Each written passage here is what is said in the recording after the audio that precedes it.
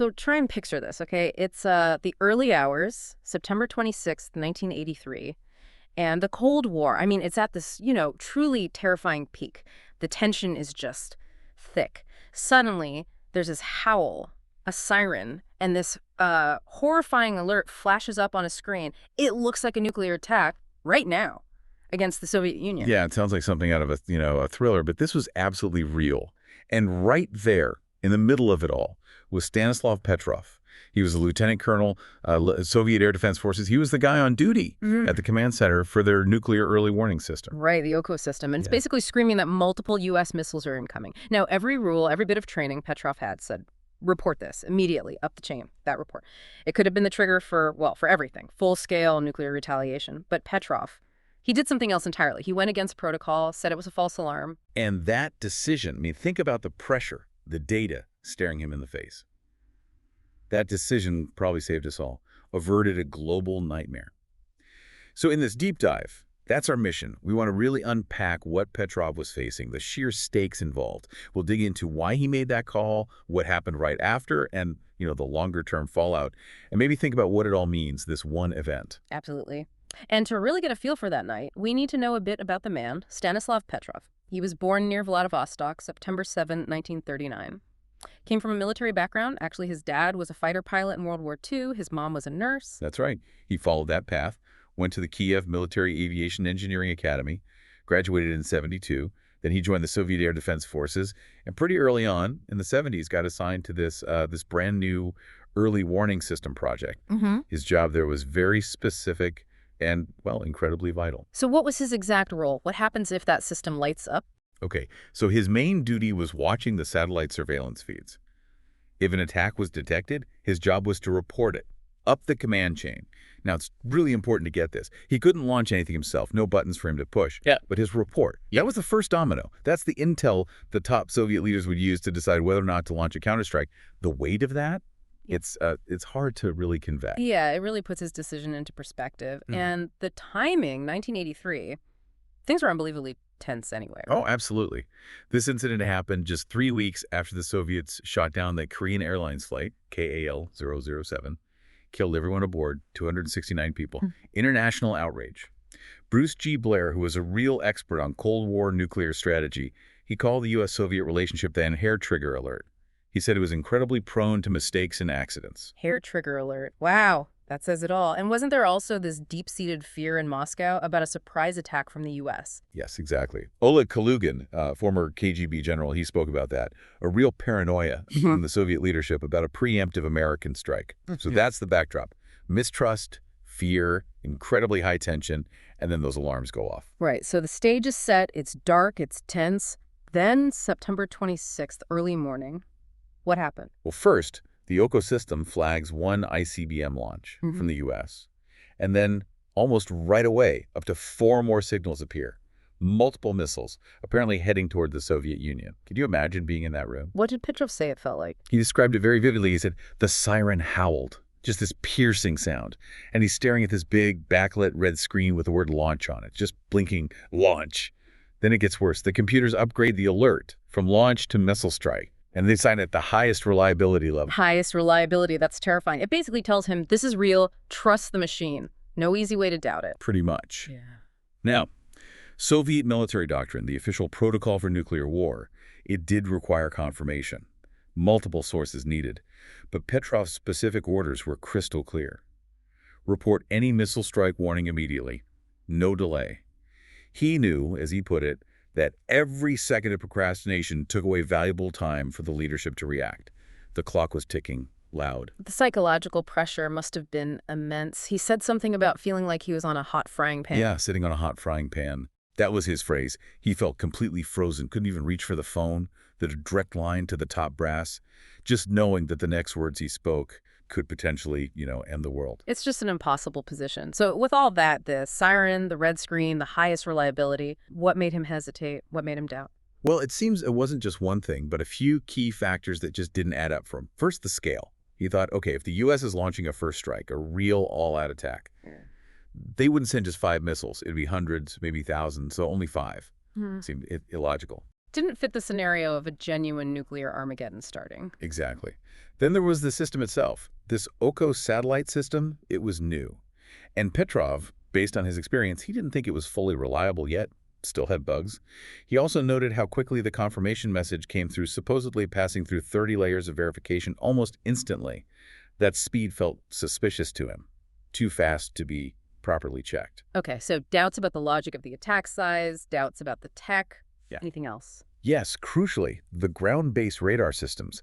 They were supposed to provide corroborating evidence, pick up missiles once they were closer, but minutes ticked by, and the ground radar showed nothing, zero confirmation. And then another piece, the operators who visually monitored the satellite feeds, their support team reported seeing no missile plumes, nothing.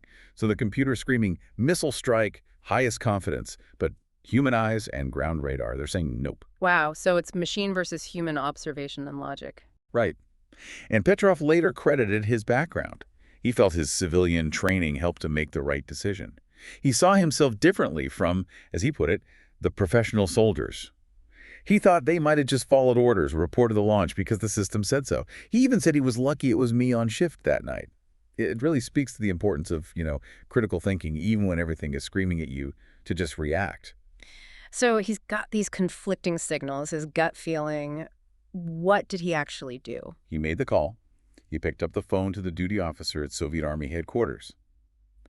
But instead of reporting incoming missiles, he reported a system malfunction. Can you imagine making that call? That took incredible nerve. And then the waiting. 23 minutes. Yeah. 23 agonizing minutes later, he knew for sure nothing had happened. The relief must have been just indescribable, knowing the world was still there. Unbelievable. So what was the cause? If it wasn't missiles, what fooled the system so badly? It turned out to be something almost mundane, but incredibly unlucky. A rare alignment of sunlight on high-altitude clouds. This was happening over North Dakota, where U.S. missile fields were located.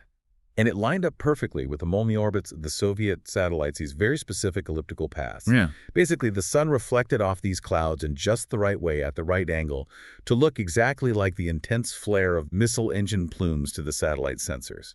An optical illusion. An optical illusion? That is just staggering, nearly triggering apocalypse because of clouds and sunlight. What happened to Petrov right after this? Did they carry him out on their shoulders? Well, not exactly. It was actually quite contradictory. His commander, General Votintsev, the head of missile defense units, he initially praised Petrov, even said he'd get a reward. But then, almost in the same breath, Petrov got officially reprimanded for improper filing of paperwork because he hadn't logged the incident correctly in the war diary during the heat of the moment. Reprimanded for paperwork after potentially saving the world. That seems bizarre. It does. Petrov himself later said he felt he was neither rewarded nor truly punished. His own take was that formally recognizing him as a hero would have been deeply embarrassing for the military leadership, and especially for the scientists who built the flawed system. So it was easier to just let it be ambiguous, keep it quiet. But it took a toll on him personally, didn't it? Oh, definitely. He was moved to a less sensitive post. He took early retirement later. He insisted he wasn't forced out, but still. And he suffered a nervous breakdown. Understandable, really. And he kept the whole thing secret for a decade. He said he felt it was shameful for the Soviet Army that our system failed in this way. The story only really came out in 1998, after the Soviet Union collapsed, when General Votintsev published his memoirs and mentioned it. 10 years of silence carrying that burden. Wow. So once the story was out, the debate began. Hero? Or just a guy doing his job under extreme circumstances? Yeah, the man who saved the world narrative took hold pretty strongly, and you can see why.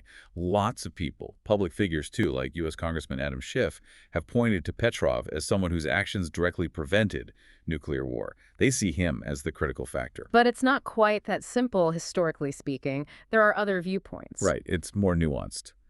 Bruce Blair, the strategist we mentioned, he firmly believed that given that hair-trigger atmosphere, if Petrov had reported the missiles, the Soviet leadership probably would have launched a retaliatory strike very quickly. So for Blair, Petrov's decision was absolutely decisive. Okay, that's one side. What's the counter-argument? Well, Pavel Podvig, another respected expert on nuclear security, he argued it wasn't quite so direct. He pointed out there were multiple layers of decision-making above Petrov's command center, at least 3 more checks and balances. Podvig suggested Petrov's report, even if he'd made it, wouldn't have automatically triggered a launch. He also believed Soviet doctrine required actual nuclear detonations on their soil before they'd retaliate, not just warnings. So, in this view, Petrov's call was important, but maybe not the sole linchpin. And didn't the Russian government weigh in at some point? They did. The Russian permanent mission to the UN put out a statement around 2006. They basically said, look, a single person could not have started or prevented a nuclear war. They emphasized the need for confirmation from several systems, reinforcing that layered approach. So different experts, different interpretations of the doctrine and the likely chain reaction. It highlights how uncertain those Cold War procedures really were, even to insiders. Absolutely. It shows that systems and protocols are one thing, but human judgment, interpretation, especially under extreme stress, that's a whole other variable, a critical one, it seems. And through all this debate about his role, Petrov himself remained remarkably humble, didn't he? Incredibly so. He famously pushed back against the hero label. He said, I don't know that I am a hero. I was simply doing my job, and I was the right person at the right time, that's all. And that story about his wife not knowing for 10 years, when she finally asked him what happened that night, he just said, nothing. I did nothing. It really speaks volumes. He saw it as doing the right logical thing in a situation that went terribly wrong, not as some grand heroic act. Still, despite his own view, the world did eventually recognize him. What kind of awards did he receive? Quite a few, actually, especially later in his life. He got 2 World Citizen Awards, one in 2004, another in 2006. In 2012, he received the German Media Award, then the Dresden Peace Prize in 2013, which came with a substantial cash award, €25,000. And even after he passed away. Yes. Posthumously, in 2018, he was given the Future of Life Award, which included $50,000. His daughter, Yelena, accepted it. And Ban Ki-moon, the former UN Secretary General, gave a really moving tribute then, praising Petrov's wise decisions. His story also made it into films and books. It did. There's a well-regarded documentary called The Man Who Saved the World from 2014, won some awards, and a novel, too, inspired by his story, La Rédemption del Camarade Petrov. So his actions have certainly resonated culturally. And I've heard about Stanislav Petrov Day. Yeah, that's kind of an internet phenomenon. People mark September 26th online, sort of informally. The call is usually to just take a minute to not destroy the world. A simple, powerful reminder based on his story. What did he do after leaving the military? He went back to work, actually, at the same research institute that had developed the early warning system in the first place. Kind of ironic. He retired eventually, spent time caring for his wife until she passed away in 1997. And there's this fascinating detail. In 2007, he visited the U.S. and went to the Minuteman Missile National Historic Site in South Dakota, standing on the ground where those missiles he thought were incoming were once based. Wow, that must have been a profound moment. You'd have to think so. Stanislav Petrov passed away quietly from pneumonia on May 19, 2017. He was 77. His story, though, it really lingers. And it's important to remember, he wasn't entirely unique in that era. There was another Soviet officer, Vasily Arkhipov, during the Cuban Missile Crisis in '62. He also refused to authorize a nuclear torpedo launch from his submarine, likely preventing escalation then, too. Another case of human judgment overriding protocol at a critical moment. It's just mind-boggling to think how close things came. That night in '83, one man, a flickering screen, and a gut feeling against the machine. It really makes you think, doesn't it? How many other close calls might have happened that we just never heard about? It really does. And Petrov's story, I think, forces us to confront some big questions. What does it tell us about finding truth in chaos? About the value of human intuition when our complex systems inevitably glitch or fail? And about how fragile peace really is, sometimes resting on one person's shoulders, one person's decision to pause and question. It really shows how one individual can alter history, sometimes just by choosing not to follow the script. So here's something to maybe leave you thinking about. In our world now, which is getting more automated, more interconnected every day, where do we make space for that human judgment? That willingness to question the system, to doubt the alarm, especially when everything is telling you to react instantly? How do we prevent catastrophic errors when the next crisis hits? That's a question that Petrov's story leaves us with long after we stop talking about it.